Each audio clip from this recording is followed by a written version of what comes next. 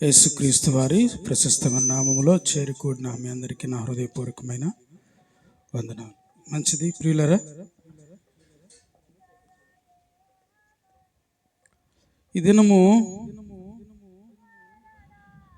ప్రపంచవ్యాప్తముగా ఒక శుక్రవారాన్ని ఏర్పాటు చేసుకున్నారు. అదే శుక్రవారం అంట, మంచి శుక్రవారం. ప్రపంచవ్యాప్తముగా రెండు పండుగలు, ఒకటి క్రిస్మస్, రెండవది గుడ్ ఫ్రైడే, నేషనల్ హాలిడే. ఎందుకు ఈ యొక్క మంచి శుక్రవారం అని పిలువబడింది? ఎందుకు ఈ శుక్రవారానికి గుడ్ ఫ్రైడే అని పిలువబడింది? సహజంగా చాలామందికి గుడ్ ఫ్రైడే అంటే ఏందో తెలియదు. నిన్నటి దినాన నేను ఒక అన్యజనుడైన సహోదరుతో మాట్లాడుతూ, రేపు పిల్లలకి హాలిడేనయ్యా, స్కూల్ లేదని చెప్తే, రేపు ఎందుకండి సెలవు అని అడిగాడు నన్ను. నేను ఆయనకి ఏం చెప్పానంటే, రేపు గుడ్ ఫ్రైడే అండి, అందుకని సెలవు అని చెప్పాను. ఆయన అన్నారు, గుడ్ ఫ్రైడే అంటే ఏంటి? గుడ్ ఫ్రైడే రోజు సెలవు ఎందుకు అంటే, క్రీస్తు యొక్క త్యాగము ఆయనకి ఇంకా తెలియలేదు. ప్రియులారా, మీరు గమనించండి, యేసు ప్రభు ఎందు నిమిత్తం ఈ లోకానికి వచ్చారంటే సర్వమానవాళి కొరకు తన యొక్క రక్తాన్ని కార్చి విమోచన క్రయధనముగా అర్పించబడింది. తిమోతికి రాసినటువంటి మొదటి పత్రిక, 2వ అధ్యాయం చూడండి. తిమోతికి రాసిన మొదటి పత్రిక 2వ అధ్యాయము 4వ వచనాన్ని చదువుకుందాం. ఆయన మనుష్యులందరూ రక్షణ పొంది సత్యమును గూర్చిన అనుభవ జ్ఞానము గలవారై ఉండవలనని ఇచ్ఛయించుచున్నాడు. దేవుడు ఒక్కడే, దేవునికి నరులకును మధ్యవర్తి ఒక్కడే, ఆయన క్రీస్తు యేసును నరుడు. ఈయన అందరి కొరకు విమోచన క్రయధనముగా తన్ను తానే సమర్పించుకొనెను. దీనిని గూర్చిన సాక్ష్యము యుక్త కాలమందు ఇవ్వబడును. చాలు ప్రియులరా, ఇక్కడ అందరి కొరకు విమోచన క్రయధనముగా ఆయన తన్ను తాను అర్పించుకున్నాడంట. అయితే ఈ లోకములో ఉన్న వారందరికీ ఈ యొక్క విషయం తెలియటం లేదు. మన క్రైస్తవులు అనబడ్డ వారికే గుడ్ ఫ్రైడే విలువ, గుడ్ ఫ్రైడే ఏంటో తెలుస్తుంది. కానీ లోకంలో ఉన్నటువంటి అన్యులకు నేటి వరకు గుడ్ ఫ్రైడే అంటే ఏంటో తెలియదు. నేను నిజంగా ఆశ్చర్యపోతూ ఉన్నాను. ఎక్కడో ఉత్తర భారతదేశంలోనో లేక రకరకాల ప్రాంతాల్లోనో యేసును గురించిన వార్త ఇంకా తెలియబడలేదు అనుకుంటున్నాము. కానీ నీ ఇంటి ప్రక్కన ఉన్నటువంటి ఇరుగు పొరుగు వారికి తెలియదండి. ఈరోజు యేసు ప్రభు సర్వమానవాళి కొరకు తన రక్తాన్ని, తన శరీరాన్ని, తన సమస్తాన్ని సిలువలో ధారపోశారని. మనం ఈస్టర్లు జరుపుకుంటున్నాం, గుడ్ ఫ్రైడేలు జరుపుకుంటూ ఉన్నాం, రకరకాల పండుగలు మనం జరుపుకుంటూ ఉన్నాము. కానీ అసజీవుడైనటువంటి రక్షకుడు నీ నా పాపముల నిమిత్తము పరలోక మహిమను విడిచిపెట్టి ఈ లోకానికి వచ్చి ఆ కలువరి శిలువలో మిట్ట మధ్యాహ్నము ఆ చట్టు బండ మీద నా తండ్రి మాట్లాడుతూ ఉన్నటువంటి మాటలు ఎంతమంది గ్రహించారు? ఆయన అంటే ఈ లోకములో అందరి కొరకు విమోచన క్రయధనముగా తన్ను తానే సమర్పించుకున్నాను. ఎలాగ సమర్పించుకున్నాడంట? విమోచన క్రయధనము. ఈ మాటల్లో అర్థం మనకు తెలిసి ఉండాలి. విమోచన అంటే ఏంటి? క్రయము అంటే ఏంటి? ధనము అంటే ఏంటి? ఆయన విమోచన క్రయధనముగా ఈ లోకానికి వచ్చి తన్ను తాను సమర్పించుకున్నాడు. ప్రియులారా, ఇక్కడ దేవుని యొక్క వాక్యం మనం గమనిస్తూ ఉన్నాము. 4వ వచనం మనం చదువు. ఆయన మనుషులందరూ రక్షణ పొంది సత్యమును గూర్చిన అనుభవ జ్ఞానము గలవారై ఉండవలని ఇచ్ఛయించుచున్నాడు. సత్యమును గూర్చిన అనుభవ జ్ఞానము. ఈ దినాల్లో ఏది సత్యమో మనుషులు గుర్తెరగటం లేదు, ఏది సత్యమైన మార్గమో మనుషులు గుర్తెరగటం లేదు. ఎవరు నిజమైన దేవుడు, ఎవరు నీ కొరకు నా కొరకు ప్రాణం పెట్టినవాడు, ఎవరు మరలా తనతో కూడా ఉంటకు నిన్ను తీసుకొని పోవటకు తిరిగి రాబోతూ ఉన్నాడో అన్న విషయము చాలా మందికి అనుభవ జ్ఞానము లేదు ఈ దినాల్లో. ప్రియులారా, మనం గమనిస్తే ఈయన అందరి కొరకు విమోచన క్రయధనముగా తను తాను సమర్పించుకున్నాడంట. విమోచన క్రయధనము. మనం సహజంగా ప్రార్థన చేస్తాం, సహజంగా మాట్లాడతాం. యేసు ప్రభు నా కొరకు విమోచన అయిపోయాడు, విమోచన క్రయధనముగా మారిపోయాడు. విమోచన అంటే విడుదల. విమోచన అంటే ఏంటి? విడుదల. క్రయము అంటే మనము చేసిన దానికి వెల, ధనము. ఆ చేసినటువంటి పనికి ఆయన విలువ కట్టి ధనము చెల్లించాడు. విమోచన క్రయధనము అంటే ఏంటి? ఎందుకు ఆయన వెల చెల్లించవలసి వచ్చింది? ఎందుకు ఆయన విమోచన క్రయధనముగా మారబడవలసి వచ్చిందంటే, మనం ఆదికాండంలోనికి వెళ్ళాలి.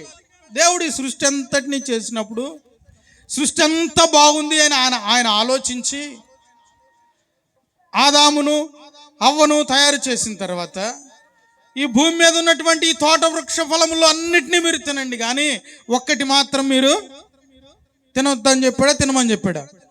తినమని చెప్పాడు. అవునా? తినమని చెప్పాడా?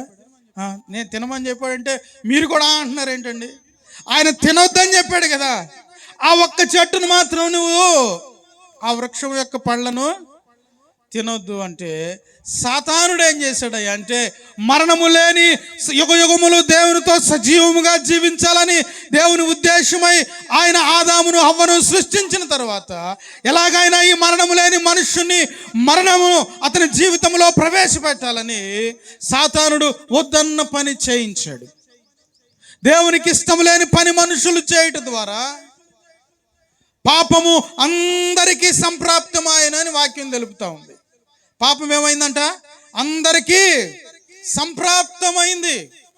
ఈ క్రమంలో ఆదాము హవ్వ చేసినటువంటి పాపము అంటే చాలామంది ఏదో శారీరక సంబంధమైనటువంటి విధానంలో చేస్తేనే పాపం అనుకుంటా ఉన్నారు. పాపము అంటే బైబిల్ ఏం చెప్తుందో చూద్దాం. యోహాను రాసిన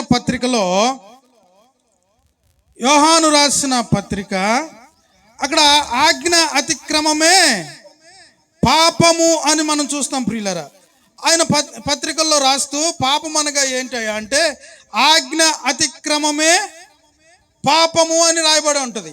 కనుక వీళ్ళు ఆజ్ఞ అతిక్రమించారు కనుక ఏం చేశారు? పాపం చేశారు. ఈ పాపానికి వెంటనే దేవుడు ఒక చర్మపు చొక్కాయి కుట్టించినట్లుగా మనం ఆదికాండంలో చూస్తాం. ఒక గొర్రె పిల్లను వధించి దాని రక్తాన్ని ఆనాడే చిందించి ఆదాముకు అవ్వకు కచ్చడాలను గొర్రె చర్మపు వస్త్రాలను తొడిగించారు. అయితే ఆ పాపపు యొక్క దాసత్వము యుగయుగాలు నేటికి మనల్ని ఏలుబడి చేస్తూ ఉన్నటువంటి ఈ క్రమంలో 2023 సంవత్సరాల క్రితం ప్రియులారా, రక్షకుడైనటువంటి యేసుక్రీస్తు ప్రభువారు ఈ లోకానికి వచ్చి నీ కొరకు, నీ పాప క్రయధనము ఆయన చెల్లించుట కొరకు అసంపూర్ణమైనటువంటి మనలను సంపూర్ణులుగా చేయుట కొరకు ఆయన విలువైనటువంటి జీవితము, విలువలేని మన కొరకు ఆయన విలువైనటువంటి జీవితాన్ని తనకు తానుగా సిలువలో సమర్పించుకున్నాడు. ఈ దినము మనం గమనించినట్లయితే ఎక్కడ చూసినా, ఏ ప్రాంతంలో చూసినా సిలువ మీద పలికిన 7 మాటలు ధ్యానం చేసుకుంటూ ఉంటారు కదా. సిలువ మీద పలికిన 7 మాటలు ధ్యానం చేసుకుంటూ ఉంటారు పిల్లలు. ఎందుకు? యేసు ప్రభు ఈ లోకంలో తన యొక్క పనిని ముగించిన తర్వాత వెళుతూ ఒక శ్రేష్టమైనటువంటి 7 మాటలను సర్వ ప్రపంచానికి అనుగ్రహించాడంటే, తన పరిచర్య కాలం అంతా కూడా 7 మాటల్లోనే నిక్షిప్తమైనట్లుగా మనం చూస్తాం. తన పరిచర్య కాలం అంతా రాబోయేటువంటి యుగయుగాలకు సరిపడినటువంటి మాటలు ఆయన 7 మాటల ద్వారా ప్రపంచానికి అందించాడు. కనుక ఈ దినము ఆ 7 మాటలు మనం క్లుప్తంగా ధ్యానం చేద్దాం. చూడండి. మొట్టమొదటి మాట ఏంటది? యేసుక్రీస్తు ప్రభు సిలువలో పలికిన మొట్టమొదటి మాట ఏంటంటే, తండ్రి వీరేమి చేయుచున్నారో వీరెరుగరు గనుక వీరిని క్షమించుము. ఎక్కడుంటుంది ఆ మాట? లూకాసు వార్త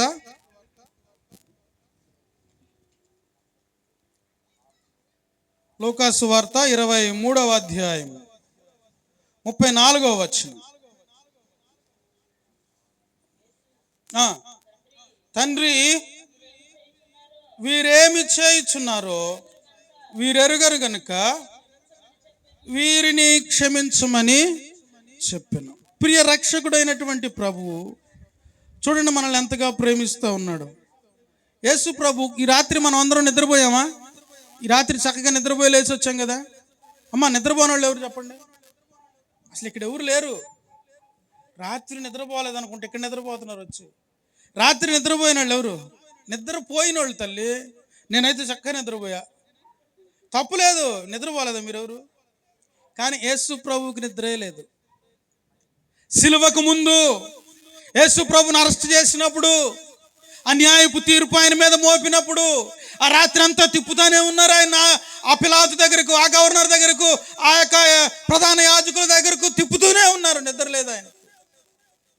నిద్ర లేకుండా ఆయన రాత్రి అంతా తిప్పుతూ వేకువ జాము సమయంలో ఆయనకు శిక్ష ఖరారైంది, సిలువను వేయమని చెప్పి.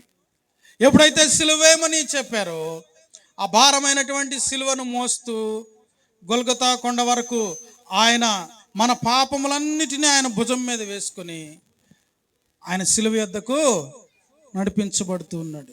పిల్లలు గమనించండి, అలాంటి పరిస్థితుల్లో భయంకరమైన వేదన కలిగినటువంటి స్థితిలో ఉండి ఆయన చెబుతున్న మొట్టమొదటి మాట ఏంటో తెలుసా? తండ్రి, వీరేమి చేయుచున్నారో వీరెరుగరు గనుక వీరిని క్షమించు. చూడండి, 2 చేతుల్లో మేకులు కొట్టబడ్డాయి, కాళ్ళలో మేకులు కొట్టబడ్డాయి, తల మీద ముళ్ళ కిరీటం పెట్టబడింది నా ప్రభువుకు, వీపంతా చాళ్ళగా దున్నబడింది. ఎవరికి ఇష్టం వచ్చినట్లు వాళ్ళు కొడుతూనే ఉన్నారు, ఎవరికి ఇష్టం వచ్చినట్లు వాళ్ళు హేళన చేస్తూనే ఉన్నారు, ఎవరికి ఇష్టం వచ్చినట్లు వాళ్ళు దూషిస్తూనే ఉన్నారు. ఇటువంటి పరిస్థితుల్లో కూడా ఆయన సిలువలో వేదన అనుభవిస్తూ పలికిన మాట ఏంటో తెలుసా? తండ్రి, వీరేమి చేయుచున్నారో వీరెరుగరు కనుక వీరిని. ఈ మాట మన జీవితానికి మనం అన్వయించుకుంటే, నీ జీవితంలో నిన్నెవరు ఎంత హింస పెడుతూ ఉన్నా, ఎవరు అనకూడని మాటలు నిన్ను అంటూ ఉన్నా, ఎవరు నిన్ను చిత్రహింసలకు గురి పెడుతూ ఉన్నా సరే, యేసు ప్రభు చూపించినటువంటి గొప్ప మార్గం ఏంటో తెలుసా? వారిని కూడా మనం ఏం చేయాలి? క్షమించాలి. ప్రియులరా, ఈ దినాల్లో నేను చావనైనా వస్తాను కానీ వాడిని మాత్రం నేను క్రైస్తవులే, యేసు ప్రభువును వెంబడించేటువంటి వారే. నీవు క్షమించలేకపోతే యేసు ప్రభు ఆజ్ఞలను నువ్వు నెరవేర్చిన వాడవు కాదు. నీకు ఎంత హాని చేసినా, ఆ వ్యక్తి నిన్ను ఎంత గాయపరిచినా, నీకెంత కీడు తలపెట్టినా, నువ్వు యేసు ప్రభు బిడ్డగా నువ్వు నిలబడ్డప్పుడు ఆ వ్యక్తిని పూర్ణ హృదయంతో నువ్వు ఆ వ్యక్తిని క్షమించాలి. ఎప్పటి వరకు క్షమించాలండి? ఈ గుడ్ ఫ్రైడే మొదలుకొని వచ్చే గుడ్ ఫ్రైడే వరకు మాత్రమే నేను క్షమిస్తాను, లేకపోతే ఈ రోజు మొదలుకొని ఎల్లుండి వచ్చే ఈస్టర్ వరకే క్షమిస్తానండి. ఆడు చేసినటువంటి ఆ కీడు, ఆ వ్యక్తి చేసినటువంటి ఆ యొక్క మోసము, ఆ నమ్మక ద్రోహము క్షమించలేనటువంటిదండి అని అనొచ్చు. యేసు ప్రభు ఈ లోకంలో సువార్త చేస్తూ ఉన్నప్పుడు శిష్యులు వచ్చి ప్రభువుని అడిగాడు, ప్రభువా, నా సహోదరుడు నా ఎదుట తప్పు చేస్తే, లేకపోతే నన్ను బాధ పెడితే నేను ఎన్నిసార్లు క్షమించాలి అని అడిగాడు. యేసు ప్రభు ఏం చెప్పాడు? మత్తయి సువార్త. యేసు ప్రభు ఏం చెప్పండి? మత్తయి సువార్త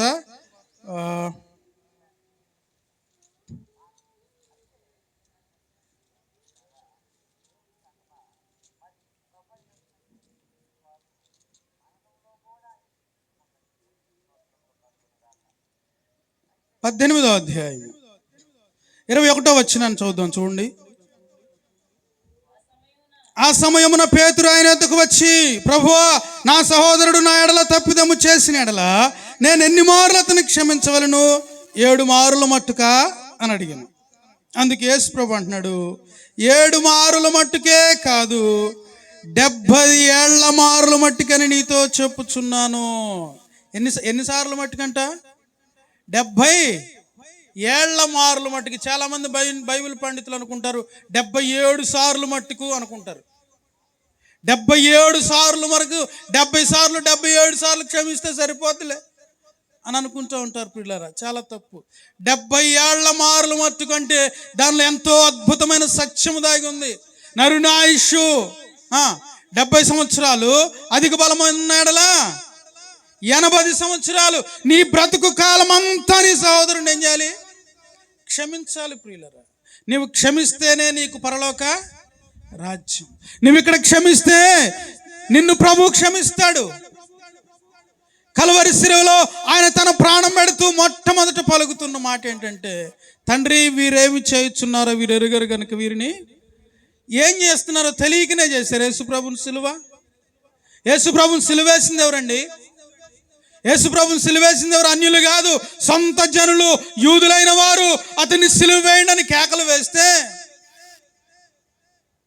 పిలాతు అంటాడు, ఎందుకు ఈ నిరపరాధి యొక్క రక్తము మీరు చిందించగోరుతున్నారంటే, ఆ రక్తము మా మీద మా పిల్లల మీద ఉంటుంది, మీరు సిలువ వేయండి అన్నారు. ఎవరంటుంది?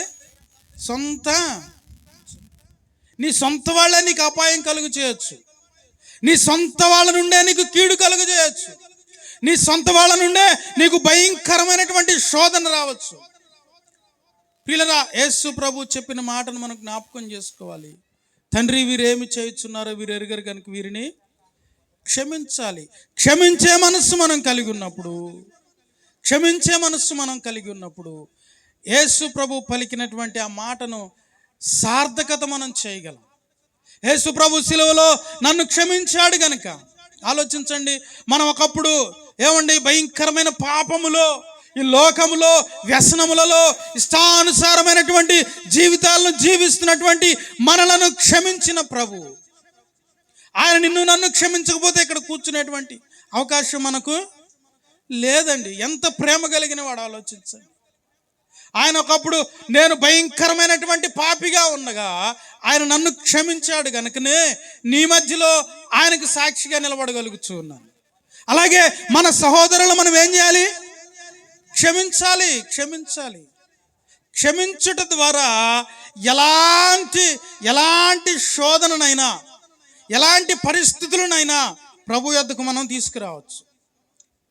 చాలామంది ఈ రోజుల్లో చేయలేని పని అంటూ ఏముందయ్యా అంటే క్షమించకపోవటమే.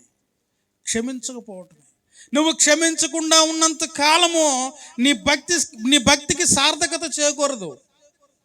నువ్వు ఎప్పుడైతే ప్రభు మనస్సు కలిగి క్షమిస్తావో నీవు చేస్తున్న భక్తి పరిపూర్ణతలోనికి మార్చబడుతుంది ప్రియులారా. కనుక ప్రభు ఆ సిలువలో పలికిన మొట్టమొదటి మాట, వీరేమి చేయుచున్నారో వీరు ఎరుగరు గనుక వీరిని క్షమించండి. నేను ఎట్ట క్షమించేదయ్యా? నాకు తెలిసి వీడు నా ఎడల తప్పు చేస్తున్నాడు, నేను ఎట్లా క్షమించేది అనొచ్చు. నువ్వు ఒకవేళ నీకు తెలిసి ఎదుటి వ్యక్తి నీ మీద తప్పు మోపుతున్నా, తప్పు చేస్తూ ఉన్నా సరే ఏం చేయాలంట? క్షమించటం నేర్చుకోవాలి. విలియం మెక్డొనాల్డ్ అనేటువంటి గొప్ప దైవజనుడు ఒక పుస్తకం రాశాడు. ఏం పుస్తకం అంటే అది అసాధారణముగా జీవించుట అని. ఆ పుస్తకం పేరేంటంట? ఆ పుస్తకం పేరేంటి? అసాధారణంగా జీవించుట. ఆ పుస్తకం చదువుతున్నప్పుడు నా గుండెలు అదిరిపోయినాయి. ఏంటో తెలుసా? చిన్న ఆ సందర్భం చెప్తాను. ఇలాగే ఒక సంఘం ఉంది. సంఘంలో ఆయన ప్రకటన చేస్తూ ఉన్నారు, వాక్యం చెప్తా ఉన్నారు, సేవ చేస్తూ ఉన్నారు. మొత్తం మీద ఎప్పటి నుంచో ఆయన మీద ద్వేషం పెట్టుకుని ఉన్నదో ఆ తల్లి నాకు తెలియదు, కానీ ఎక్కడో ఒక పాపపు సందర్భంలో ఏ వ్యక్తితోనో ఆ పాప కార్యక్రమంలో జీవించిన తర్వాత ఆమె గర్భవతి అయ్యి ఒక బిడ్డను కని తీసుకొచ్చి ఈయన చేతిలో పెట్టిందంట. తలుపు దింగి ఈయన చేతిలో పెట్టి ఈ పాప ఫలితం నీదే అని వెళ్ళిపోయిందంట. మీకు అర్థమవుతుందా? కావాలంటే ఆ పుస్తకం నేను తెచ్చిస్తాను మీకు. ఈ పాప ఫలితము నీదే అని పాస్టర్ గారి చేతిలో పెట్టి వెళ్ళిందంట. ఈయన గుండె ఆగిపోయింది. ప్రభువా ఏం చేయాలి, నేను నా పరిస్థితి ఏంటి, అసలు ఇదేంటి ప్రభువా అని చెప్పి నిర్ఘాంతకు పోయి ప్రార్థన చేస్తుంటే ప్రభు అన్నాడంట, నీవు దాన్ని భరించు, తగిన కాలమందు నేను వారి ఎదుటి నిన్ను నిర్దోషిగా నిలబెడతానంట. ప్రభు చెప్పిన మాటను పట్టుకొని ఆ బిడ్డను పెంచుతూ ఎంతమంది ఎన్ని నిందలు మోపినా, ఎంతమంది ఎన్ని అవమానాలు పెట్టినా, నువ్వు దేవుని సేవకుడివే, సేవ చేస్తున్నావే, ఏంటి పని అని ఎన్ని సూటిపోటి మాటలు ఆ వ్యక్తి జీవితంలో వచ్చిన ఆ వ్యక్తి మౌనంగా భరిస్తూ క్రీస్తు ప్రేమను గుర్తు చేసుకుంటూ ప్రతి ఒక్కరిని క్షమిస్తూనే వచ్చాడు. తగిన కాలం రానే వచ్చింది. ఆ తల్లికి ఎక్కడికి వెళ్ళిందో తెలియదు, కానీ భయంకరమైన జబ్బు, భయంకరమైనటువంటి మరణాపాయంలోనికి వెళ్ళిపోయింది. తన తప్పు తాను తెలుసుకుని పరిగెత్తుకుంటూ సంఘం ఎదుటికి వచ్చి పశ్చాత్తాపడి పాస్టర్ గారి కాళ్ళు పట్టుకొని, అయ్యా, ఆ దినాన జరిగినటువంటి పరిస్థితి అది, ఈ నిర్దోషి, నేనే దోషిని, నేనే పాపిని. ఆమె సంఘం ఎదుట ఏం జరిగిందంట, తన యొక్క దోషాన్ని ఒప్పుకుంది. ఈయనే కనుక డామ్ డూమన్ రోడ్లకి కనుక యుద్ధం చేశాడు అనుకోండి, చెప్పండి ఏం జరుగుతుంది? ఏం జరుగుతుందో మనం ఊహించలేం కదా. కనుక ఎప్పుడైతే ఆ నిందలను సహించడానికి ఆ ఓర్పు, ప్రభు ఇచ్చేటువంటి ఓర్పు మనం కలిగి ఉంటామో, నీవు క్షమించే కొలదంట ఎదుటి వాని నెత్తి మీద నువ్వు నిప్పులు కుప్పలుగా పోయిదు అని దేవుని వాక్యం సెలవిస్తాం. కనుక క్షమించటం మనము నేర్చుకోవాలి. రెండవ మాట చూద్దాం. చూడండి, లూకాసు వార్త 23వ అధ్యాయము 43వ వచనం. నేడు నీవు నాతో కూడా పరదైసులో ఉందువని నిశ్చయముగా నీతో చెప్పుచున్నాను అని. ఇక్కడ మనం గమనించినట్లయితే ఈ సందర్భం యేసు ప్రభువుని సిలువ వేసిన తర్వాత ఎంతమంది ఉన్నారు ఆయన ప్రక్కన? ఎంతమంది ఉన్నారండి? కుడి వైపున ఒకడు, ఎడం వైపున ఒకడు. ఎవరు వీళ్ళిద్దరు ఎవరండి? దొంగలు. మరి ఈయన దొంగనా కాదా? మరి ఎందుకు సిలువ వేశారు చెప్పండి? ఎందుకు సిలువ వేశారు? సిలువ శిక్ష అనేది రోమా ప్రభుత్వంలో బహు భయంకరమైనటువంటి నేరస్తులకు వేసేది. మీరు ఇటు వినాలి, వాక్యాన్ని జాగ్రత్తగా వినాలి. సిలువ మరణము అనేది ఆ రోమా గవర్నమెంట్లో క్రూరమైన భయంకరమైన హత్యలు, అత్యాచారాలు చేసేటువంటి నేరస్తులకు వేసేటువంటిది సిలువ శిక్ష. మరి ఈయన ఏం శిక్ష చేశాడని, ఏం నేరం చేశాడని సిలువ వేశారు? ఎవరితో వేశారండి? కుడి వైపున ఒక దొంగ, ఎడం వైపున ఒక దొంగ, మధ్యలో ఒక ఎవరండి? పరిశుద్ధుడు, నీతిమంతుడు, ఏ పాపము ఎరుగని వాడు దొంగల మధ్యలో వేలాడుతూ ఉన్నాడు. అందుకనే ఒక అద్భుతమైన పాట ఉంటుంది కదా, తులువలా మధ్యలో వ్రేలాడిన యేసయ్యా, తులువలా మధ్యలో వ్రేలాడిన యేసయ్యా, బలి అయిన యేసయ్యా, వెలి అయిన యేసయ్యా, నిలువెల్ల నలిగితివా, నీవెంతో అలసితివా, సిలువలో ఆ ఘోర కల్వరిలో, తులువల మధ్యలో వ్రేలాడిన యేసయ్యా, తులువల మధ్యలో వ్రేలాడిన యేసయ్యా, నేరము చేయని నీవు ఈ ఘోర పాపి కొరకు భారమైన సిలువా మోయలేక మోసావు, కొరడాలు చెళ్ళని చీల్చెనే నీ సుందర స్నేహమునే, కొరడాలు చెళ్ళని చీల్చెనే నీ సుందర స్నేహమునే, తడిపెను నీ తనువునే రుధిరం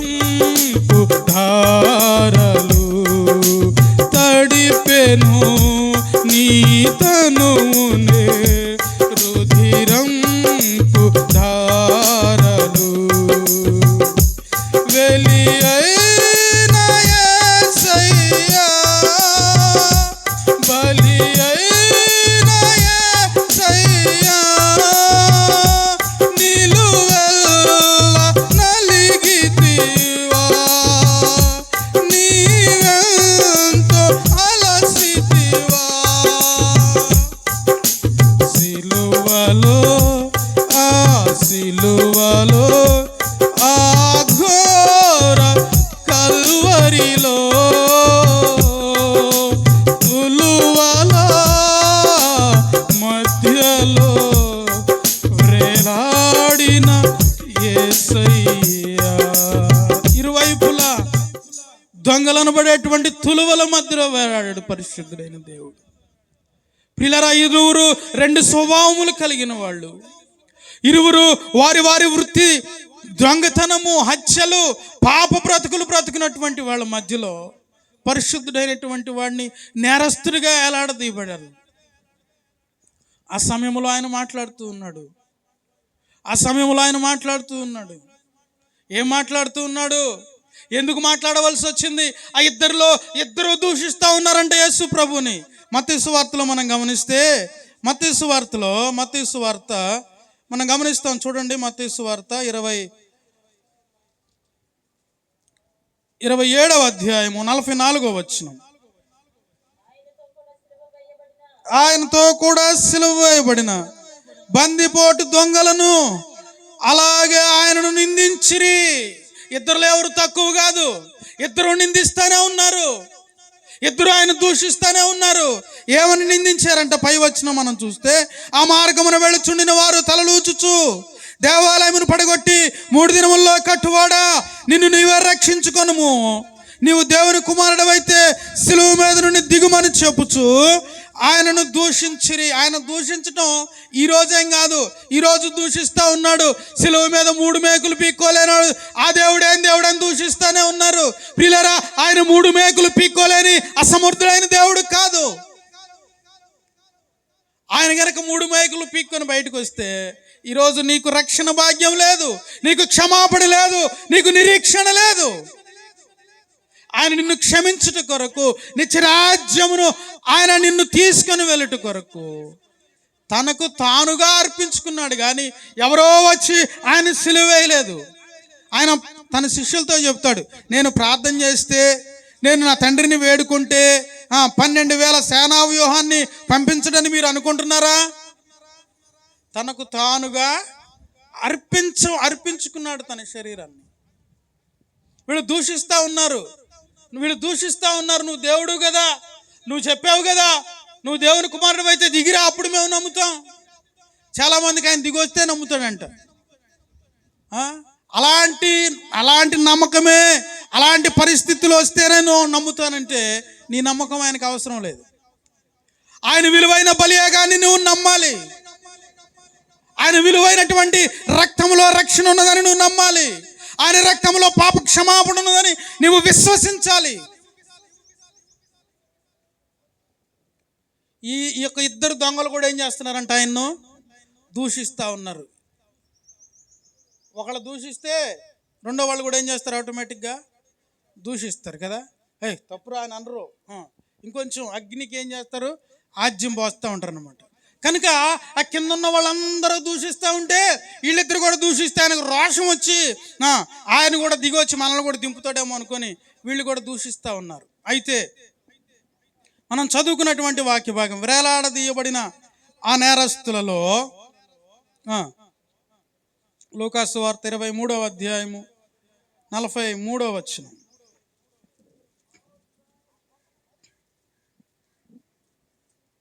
ముప్పై 39వ వచనం. వేలాడదీయబడిన నేరస్తుల్లో ఒకడు ఆయనను దూషించుచు, నీవు క్రీస్తువు కదా, నిన్ను నీవు రక్షించుకొనుము, మమ్మును కూడా రక్షించుమని చెప్పెను. అయితే రెండవ వాడు వానిని గద్దించి, నీవు అదే శిక్షా విధిలో ఉన్నావు గనుక దేవునికి భయపడవా? మనకైతే ఇది న్యాయమే, మనము చేసిన దానికి తగిన ఫలము పొందుచున్నాము కానీ ఈయన యందు ఏ తప్పిదము చేయలేదని చెప్పి. ఎక్కడి నుంచి వచ్చిందండి ఈ గ్రహింపు ఆ దొంగకి? ఎక్కడి నుంచి వచ్చింది ప్రియులరా ఆ గ్రహింపు? ఈ దినాల్లో ఈ గ్రహింపు విశ్వాసులైన వారికి, క్రైస్తవులైన వారికి, ఎవరికైనా ఈ మాటలు వింటున్న ప్రతి ఒక్కరికి ఈ దినాల్లో ఈ గ్రహింపు ఎంతో అవసరం. ఈయన చూస్తూ ఉన్నాడు, ఒక దొంగ అయితే ఈ బాధ పడలేకపోతా నువ్వు తప్పించుకో, మమ్మల్ని దొంగల పని ఏంది? దొంగల పని ఏందండి? తప్పించుకొని పోవటమే కదా. నిజాయితీగా నేను దొంగతనం చేశాను నువ్వు ఒప్పుకుంటారా? ఒప్పుకోరు.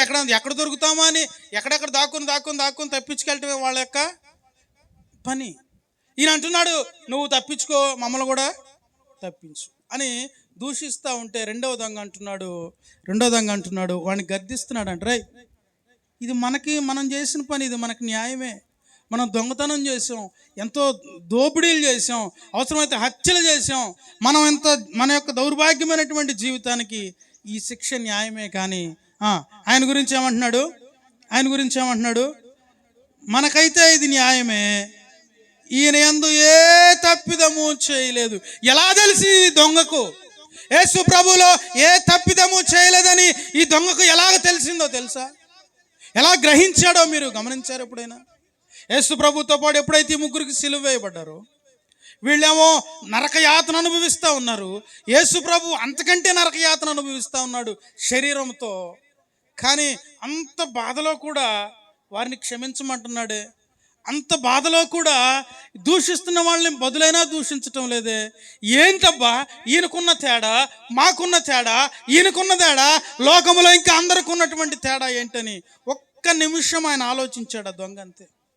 నీ జీవితంలో కూడా నువ్వు పరుగున పరిగెత్తడం కాదు, కానీ క్రీస్తులో నిలబడి ఒక్కసారి నువ్వు కనుక ఆలోచిస్తే నీ జీవితాన్ని ఆయన విప్లవాత్మకంగా మార్చగలడు.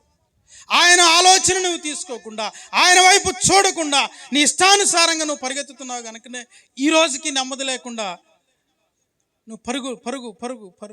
ఎక్కడికి నీ పరుగు? ఈ దొంగ అయితే గ్రహించాడు, మనకైతే ఈ శిక్షావిధి న్యాయమే, మనము చేసిన వాటికి ఫలం పొందుతున్నాం. కానీ ఆయన ఏ తప్పు చేయకుండా ఆయన శిక్ష అనుభవిస్తున్నాడు. ఏ తప్పు చేయనటువంటి ఆ ప్రభు, ఏ తప్పు చేయనటువంటి ఆ పరిశుద్ధుడు దొంగల మధ్యలో ఒక దొంగగా చిత్రీకరించి అక్కడ సిలువలో విరాలాడుతూ ఉన్నాడు పిల్లరా. ఎప్పుడైతే ఈ దొంగ గ్రహించుకొని ఆయన అంటున్నాడు, ఏమంటున్నాడు? యేసు, నీవు నీ రాజ్యంలోనికి వచ్చినప్పుడు నన్ను జ్ఞాపకం చేసుకో. ఎవరు చెప్పారండి ఆయనకు ఒక రాజ్యం ఉందని, ఆ రాజ్యంలోనికి మనల్ని తీసుకెళ్ళడానికి తిరిగి వస్తాడని ఈ దొంగకి ఎవరు చెప్పారు? సిలువలో ఆయన వేలాడుతూ మాట్లాడిన మొట్టమొదటి మాట, తండ్రి వీరేమి చేయుచున్నారో వీరెరుగరు కనుక వీరిని క్షమించు. ఈయన సిలువలో నరక యాతన అనుభవిస్తూ ఎవరితోనో మాట్లాడుతూ ఉన్నాడు, తన తండ్రితో మాట్లాడుతూ ఉన్నాడు, తన యొక్క రాజ్యం గురించి మాట్లాడుతూ ఉన్నాడు. ఈయనకు ఒక రాజ్యం ఉంది, ఈయనకు ఒక తండ్రి ఉన్నాడు, ఆ గొప్ప దేవుడు ఉన్నాడు. నేను కూడా ఈయన శరణు వేడితే నన్ను కనికరిస్తాడేమో అని తాను వెంటనే సరిచేసుకోవడం ప్రారంభించాడు. పిల్లలు చాలామంది క్రైస్తవులు అంటారు, ఇప్పుడేం భక్తిలే, అసలు ఆ సిలువలో దొంగకి రక్షణ దొరకలేదంటవా, అంతా అనుభవించి అప్పుడు పోయి యేసు ప్రభు అందాంలే అనుకుంటూ ఉంటారు. లేదు ప్రియులరా, ఆ గడియ, ఆ యొక్క ఆధిక్యత చెప్పాలంటే ఆ ఒక్క దొంగకు మాత్రమే ఇవ్వబడింది, అందరికి ఇవ్వబడదు. అది ఇక్కడ మనం గమనించినట్టు ప్రభు అంటూ ఉన్నాడు, నేడు నీవు నాతో కూడా పరదైసులో ఉందని నిశ్చయముగా నీతో చెప్పుచున్నాను. మనము కూడా ప్రభుతో పరదైసులో ఉండేటువంటి భాగ్యం మనము కలిగి ఉండాలి అంటే, నా వైపు చూడండి, కలిగి ఉండాలి అంటే మనలను మనం ఏం చేసుకోవాలి? సరిచేసుకోవాలి. ఈ రెండవ దొంగ సరిచేసుకున్నాడు, ఆలోచించాడు, నేను చేసింది తప్పు, నేను చేసిన దానికి ఇది న్యాయమే అని తాను పశ్చాత్తాపడ్డాడు. ప్రభు సన్నిధిలో కూడా మనం పశ్చాత్తాపడి, ప్రభు నీ రాజ్యంలో నన్ను జ్ఞాపకం చేసుకున్నప్పుడు ప్రభు తప్పకుండా మనల్ని జ్ఞాపకం చేసుకుంటాడు. మూడవ మాట, యోహాను సువార్త 19వ అధ్యాయము 26వ వచనము. యోహాను సువార్త 19వ అధ్యాయము 26, 27 వచనాలు. యేసు తన తల్లి, తాను ప్రేమించిన శిష్యుడు తన దగ్గర నిల్చుండట చూచి, అమ్మా ఇదిగో నీ కుమారుడు అని తన తల్లితో చెప్పెను. ఆ గడియ నుండి ఆ శిష్యుడు ఆమెను తన ఇంట చేర్చుకుని. ఇక్కడ ముగ్గురు వ్యక్తులు మనం చూస్తూ ఉన్నాము. ఒకటి తన తల్లి, రెండు యేసుక్రీస్తు ప్రభు, మూడు శిష్యుడు. ముగ్గురు వ్యక్తులను ఒకే సందర్భంలో మనం చూస్తూ ఉన్నాం ప్రియులారా. యేసు ప్రభు ఈ లోకంలో తన యొక్క కార్యక్రమాలను, తన యొక్క విధి ధర్మాలను నెరవేరుస్తూ వెళుతూ ఆయన చెప్పినటువంటి గొప్ప మాట ఏంటో తెలుసా? తన బాధ్యత కూడా నెరవేరుస్తూ ఉన్నాడు. తల్లి విషయంలో బాధ్యత. ఈ లోకంలోనికి రావడానికి ఆ కన్య మరియను దేవుడు ఎన్నుకున్నాడు. ఆ మరియ గర్భము ద్వారా దేవుడు ఈ లోకానికి వచ్చాడు. తన యొక్క తల్లి విషయం ఏమాత్రం మర్చిపోకుండా తన తల్లి బాధ్యతను ఎక్కడ పెడతా ఉన్నాడు? శిష్యుని చేతికి అప్పగిస్తూ ఉన్నాడు. ఈ తల్లి అయితే రోధిస్తూ ఉంది, నా కుమారుడు సిలువలో ఇలాగ అయిపోయాడని రోధిస్తూ ఉంది. ఆ తల్లి వేదన చూసినటువంటి కుమారుడు శిష్యునికి తన తల్లి బాధ్యతలు అప్పగిస్తూ ఉన్నాడు. కనుక మన తల్లిదండ్రుల విషయంలో మనం చాలా జాగ్రత్తగా ఉండాలి. నీవు దీర్ఘాయుష్మంతుడు వగినట్లు నీ తండ్రిని నీ తల్లిని సన్మానించు. తల్లిని తండ్రిని సన్మానించాలి, గౌరవించాలి. సామెతల గ్రంథంలో ఒక మాట మనం చూస్తాం, చూడండి. సామెతల గ్రంథము 30వ అధ్యాయము 17వ వచనం. తండ్రిని అపహసించి తల్లి మాట విననల్లని వాని కన్ను లోయ కాకులు పీకును, పక్షిరాజు పిల్లలు దానిని తినును. తల్లిదండ్రులను దూషిస్తూ ఉంటారు, తల్లిదండ్రులను అపహసిస్తూ ఉంటారు. నీకేం తెలుసు, నోరు మూసుకొని కూర్చో, చదువు సంజయ్ లేని దానివి, చదువు సంజయ్ లేనోడివి, చాలా తృణీకరించి మాట్లాడతారు. అలాంటి వాళ్ళ కళ్ళు ఏం చేస్తాయంట? వాళ్ళ కళ్ళు చక్కగా ఆపరేషన్ చేస్తారంట. ఏం చేయబడుతుందంట? లోయ కాకులు ఏం చేస్తాయి?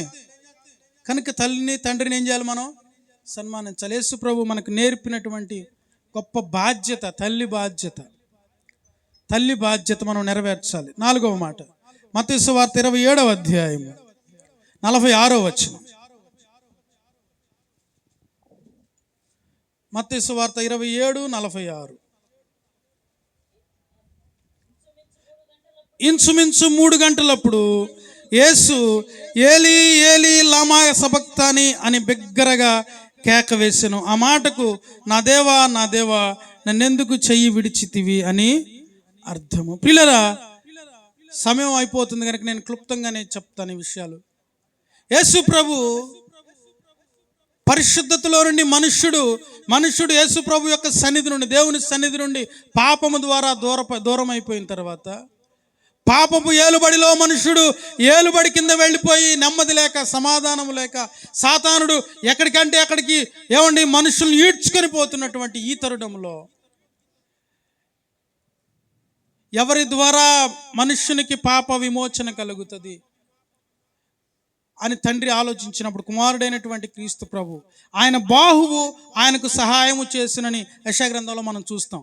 ఆయన బాహువు అయినటువంటి క్రీస్తు ప్రభు ఈ లోకానికి వచ్చి తన రక్తాన్ని కార్చి చిందించినటువంటి ఆ యొక్క బలియాగము చేసినటువంటి ఆ క్రమంలో ఆయన క్షోభ అనుభవిస్తున్నటువంటి ఆ యొక్క మరణ వేదన అనుభవిస్తున్నటువంటి సమయంలో అంట తండ్రి వైపు చూచాడంట. నా తండ్రి ఏమైనా నాకు సహాయం చేస్తాడా ఈ సమయంలో అని. కుమారుడి వైపు చూస్తున్నటువంటి ఆ తండ్రి కుమారుడు వేదనను చూడలేక ఆ కుమారుడిని చేయి విడిచిపెట్టి ముఖం అలాగా తిప్పుకున్నాడంట. అప్పుడు కేక వేసాడంట, నా తండ్రి నన్ను ఎందుకు చేయి విడిచిపెట్టావంటే, ఆయన చెయ్యి విడిచిపెడితేనే నీకు నాకు క్షమాపణ. పిల్లరా గమనించండి, తండ్రి ప్రేమ అక్కడ మనకు కనపడతా ఉంది.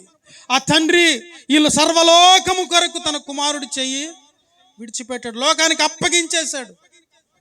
ఈ లోకానికి అప్పగించేశాడు, వదకు తేబడిన బలి పశువు వలె ఈ లోకానికి అప్పగించేశాడు తన కుమారుణ్ణి. కనుకనే ఆయన కేక వేస్తూ ఉన్నాడు, తండ్రి నా దేవా నన్ను ఎందుకు చెయ్యి విడిచితివి అని అర్థం. ఆయన చెయ్యి విడిచాడు. తండ్రి చెయ్యి విడిచినటువంటి కుమారుణ్ణి నీవు నేను హత్తుకోవాలి. ఆ కుమారుని నీవు నేను రక్షకునిగా ఆయన శిలువలో చేసినటువంటి త్యాగాన్ని మనం గుర్తించాలి. చేయి విడిచినటువంటి కుమారుణ్ణి నీ హృదయంలో నువ్వు స్థానం ఇవ్వాలి. ఆయన రక్తంలో నీ పాపాలను కడుక్కోవాలి. ఆయన యొక్క రక్తంలో ఉన్నటువంటి క్షమాపణ, ఆయన మాటలో ఉన్నటువంటి క్షమాపణ నువ్వు పొందుకోవాలి ప్రియులరా.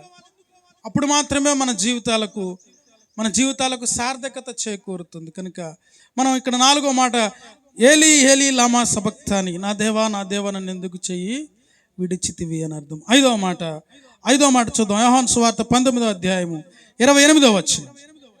అటు తర్వాత సమాప్తమైనదని యేసు ఎరిగి లేఖనము నెరవేరునట్లు దప్పికొనుచున్నాను. ఆయన ఏమంటున్నాడంట? దప్పికొనుచున్నాను అంటే ఏంటండి దప్పికొనుచున్నాను? నాకు ఇక్కడ ఇది వాటర్ బాటిల్ పెట్టారు ఎందుకు? చెప్పండి, టైం అయిపోయింది, నేను ముగిస్తాను. ఎందుకు? నాకు దప్పికైతే నేను త్రాగుతానని.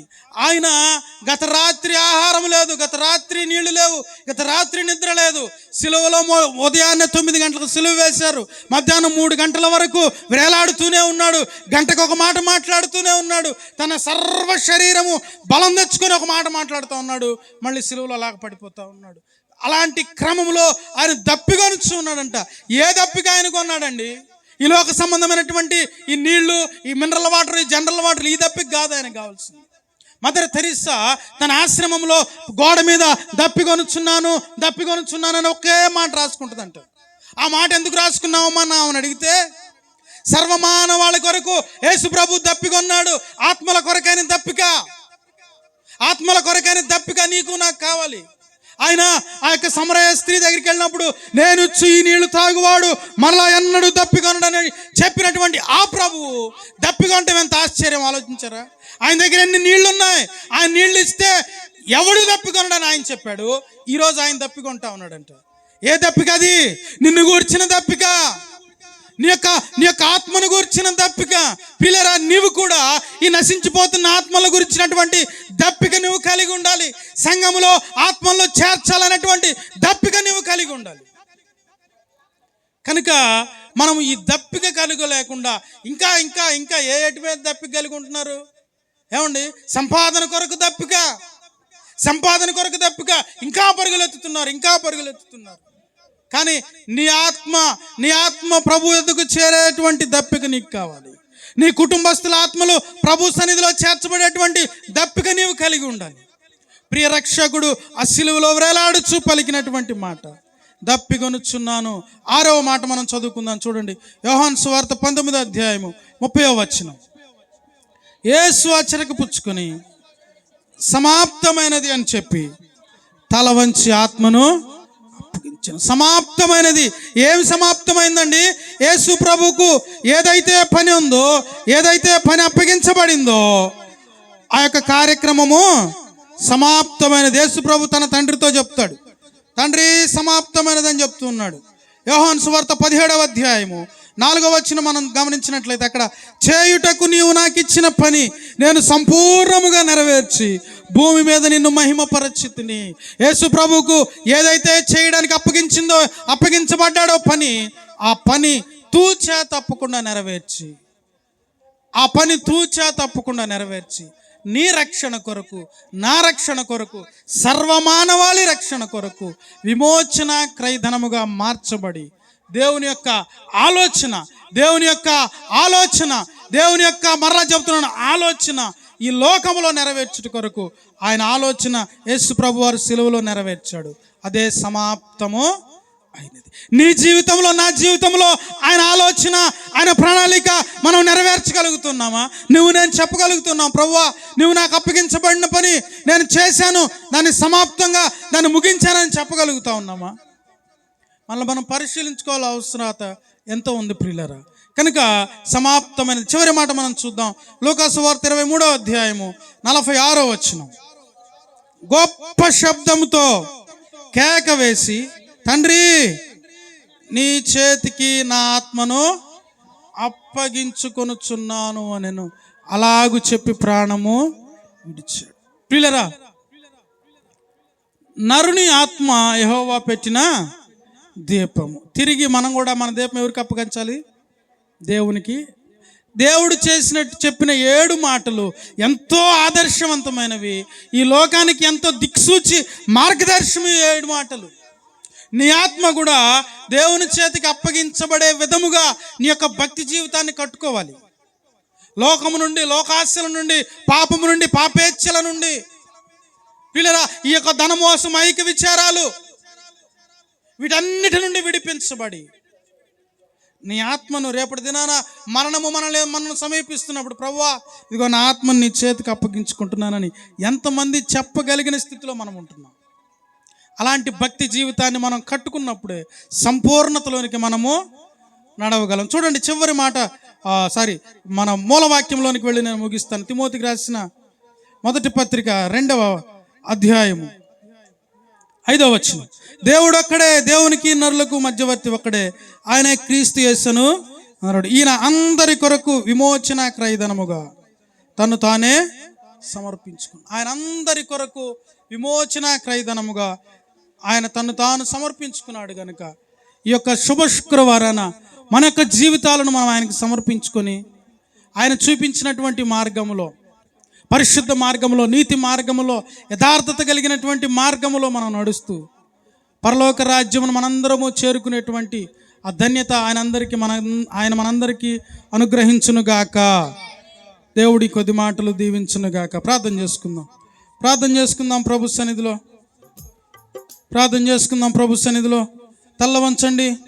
తల్ల వంచండి చిన్న ప్రార్థన.